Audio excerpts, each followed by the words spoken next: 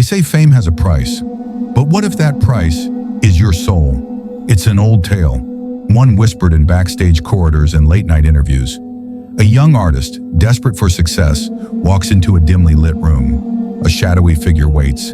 A contract is signed in blood, or so the stories say. Some laugh it off as a myth. Others, they believe it's a dark truth buried beneath the glitz and glamour of the music industry.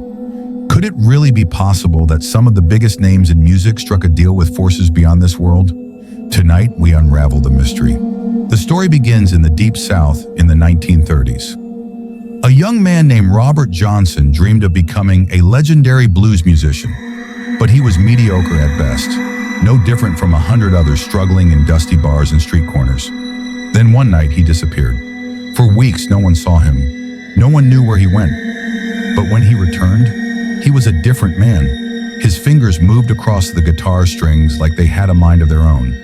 His voice, now haunting, almost otherworldly, captivated everyone who heard it. He became a sensation overnight, and that's when the rumors started. Robert had gone to a Crossroads at midnight. There he met a mysterious figure, a man with dark eyes and a knowing smile. The deal was simple. In exchange for his soul, he would receive unmatched musical talent. Soon after, his songs were filled with eerie lyrics. Hellhound on my trail, Me and the Devil blues, Crossroad blues. Was he confessing in plain sight? Then at just 27 years old, he died. No one knows exactly how. Some say he was poisoned. Others believe his time had simply run out. The first soul to fall in what would later be called the 27 Club. Fast forward to today, and Robert Johnson's story is not unique. Look closely. The music industry is filled with symbols and signs, patterns that repeat over and over again. The all-seeing eye, flashed in music videos, tattooed on artists, embedded in album covers. The triangle hand gesture, thrown up on stage during interviews and fashion shoots. The alter ego phenomenon, where artists suddenly become someone else when they perform. Beyoncé has Sasha Fierce. Eminem had Slim Shady, Nicki Minaj, Roman Zolanski. Are these just creative personas or something else entirely? And then there's the rituals, the Grammy performances that look more like occult ceremonies, the blood-red themes, the masked figures, the rebirth sequences where an artist dies and emerges as someone new. Are these mere theatrics or hidden initiations? But what if I told you, some artists have already admitted to it. Kanye West once rapped, "I sold my soul to the devil. It was a crappy deal. At least it came with a few toys like a Happy Meal." Bob Dylan, in an interview, was asked how he had maintained his career for so long. His answer, "I made a bargain with the chief commander of this world and the world we can't see." Katy Perry once said, "I wanted to be a gospel singer, but that didn't work out, so I sold my soul to the devil." Were they joking, or were they telling the truth disguised as humor?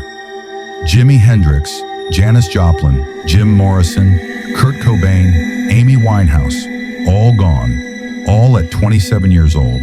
A coincidence, or a contract expiration? For decades, the number 27 has haunted the music industry.